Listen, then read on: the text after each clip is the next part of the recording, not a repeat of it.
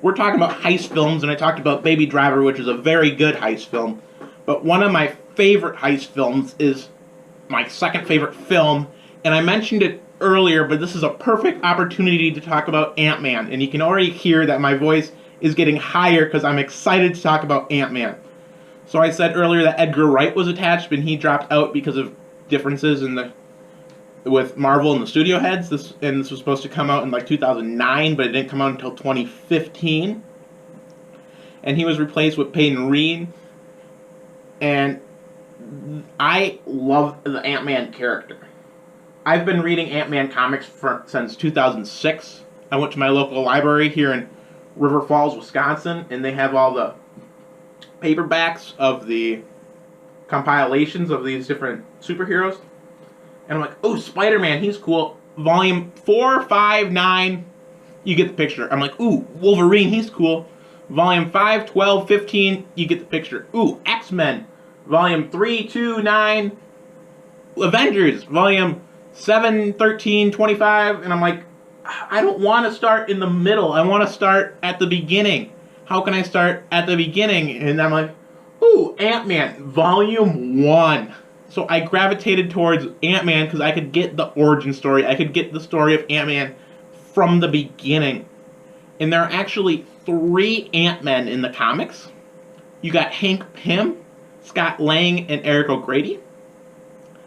The movie is an adaptation of the Scott Lang Ant-Man, but I was more familiar with the Hank Pym Ant-Man. But Hank Pym is in the movie, and he is played marvelously by Hollywood royalty Michael Douglas. And I was a little upset that this was a Phase 2 film, because seeing how Ant-Man was a huge part in the comic books, his wife and sidekick, the Wasp, actually came up with the name The Avengers. But now the Avengers have already been hanging out for a little bit in the movies. They've already defeated Loki in the Battle of New York. They already have the name because a certain character died, in air quotes, because he came back in a TV show. But I know everybody's pretty much seen Avengers, but that was a big plot point, so I'm not really going to get into that. So, you weren't there from the beginning, and they couldn't come up with the name of the Avengers, but he is still a great character, and he's just so different and so unique than the other characters that they have in the Marvel Universe. You got Thor that has a hammer, Captain America with a shield, Iron Man's in a fancy suit that shoots lasers. Ant-Man is a guy that shrinks.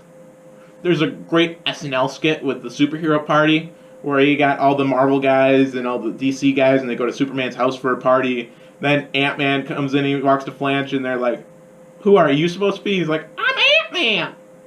So, what do? I shrink down to the size of an ant! And I can talk to ants with my cybernetic helmet! And they're like, hey, Hulk, listen to this. This is a guy that shrinks. That is a superpower, shrinking.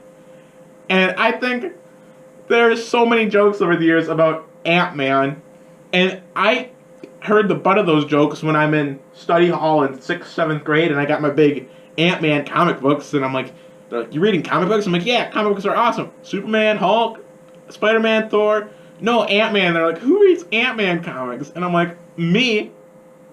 And then 9 years later, the movie comes out, and who's laughing now? It's not the most popular Marvel studio, but it got made into a movie. I never thought that would happen, and I was so excited. And I saw it twice opening day, once in 3D, once in 2D. I went back a total of 7 times to see this movie. I saw this movie 7 times in the theater. That's how much I love this movie. That's how much I love the character. I am obsessed with Ant-Man. Like I said, I knew a lot about the Hank Pym character. I didn't know that much about the Scott Lang character. And in the comic books, he steals the suit to try to sell it to make money because pay for his daughter's cancer treatment. In the movie, the daughter does not have cancer. In the movie, it's him getting released from prison, and he wants to spend time with his daughter because he hasn't seen her in a long time because he's been in 3 years in prison. But her mom, Maggie, and her stepfather, Paxton, they're like, I know she's your daughter, and I know you love her, and I know she loves you, but you're not paying child support, and you gotta pay child support. And this crushes him, and he's like, well, if I get a job, I have to work for how many years before I can afford an apartment and before I can afford child support. And you're seeing this character, Scott Lang, played by Paul Rudd. He's so charismatic and he's so likable, but yet he has this criminal past.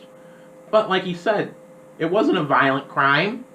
It was a crime of passion, and he saw people that were doing something wrong, and he made stop them, but that put himself in jail.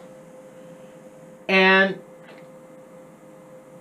he did crime for the best reason, and that's what makes the most interesting criminal. So he gets out of jail, and he's like, I got a degree in electrical engineering. I'll be fine. And then he gets a job at Baskin-Robbins before he gets fired, before they find out he has a criminal past. And I'm like, I feel so bad for this guy. I want stuff to work out for this guy. Because he's Paul Rudd, and he's just so likable and so charismatic. And I'm like, I feel so bad for this movie.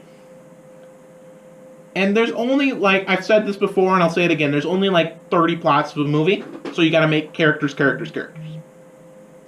And the characters in Ant-Man, Scott Lang, Lewis, Hank Pym, these are great, likable characters. And I like the characters going into the heist, so I don't care about the heist as much as I care about the characters, and I think this works at the full advantage of the movie. You look like a character named Lewis, Michael Peña's character.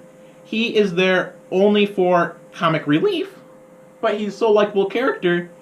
You find him funny, you find him comforting, you want him to be part of this heist, you want him to be part with this gang. He steals the show away from a superhero that shrinks, he steals the show away from the heist, he steals the show, you know? And it's not even lines that should be that funny, it's just the way he delivers them. Hey, when I go undercover, can I whistle? No whistling, this ain't the Andy Griffith Show. And then he just has his long tangents, which are like, they could stop the plot, they could derade the film, but he's like, hey, you know, there was this one time I was at my wine tasting with my cousin Ernesto, and there's all those reds, you know, and I don't like reds, but there's a rosé and it saves the day. And it's like, that should totally have stopped the film, that should totally be a Jar Jar moment, which is like, why is this character talking again? But just the way he delivers, and that smile and this quirkiness, it's just, he makes you love the character. And when you leave Ant-Man and you just, what do you remember about Ant-Man? I don't remember the shrinking stuff. There's some cool shrinking moments that I remember, like him riding the ants in the sewer, and the first time he shrinks in the bathroom, and then Louise turns it on and all the water rushes down. But I remember all the comedy stuff with Louise, and I remember it's like, oh, you got a new scar, I still got my scar from when I punched him out. And it's like, you remember the character moments, and this is a guy that probably shouldn't work, but he does because based solely on the performance. I know who these guys are, they're in the system. We're in the system! We're in the system!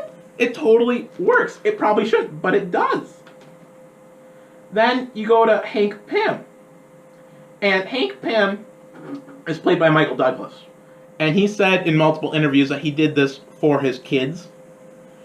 And his youngest kids are 11 and 13, and they're not going to see all the old films that he's in. But if he's in a superhero movie, he's in a Marvel film, they're like, oh, Dad, you're the movie star. This is going to totally jumpstart your career. And he's like, I've been in movies for a lot longer than you're born. I've been in a lot of very classic movies. And Michael Douglas is an Ant-Man for his kids. And I love Michael Douglas. They set up his character so well from the beginning. The opening scene, which is my favorite opening scenes in all of cinema, where he opens the door to the Shield, the Triskelion, which is the building that gets blown up in Captain America, the second one, the Winter Soldier.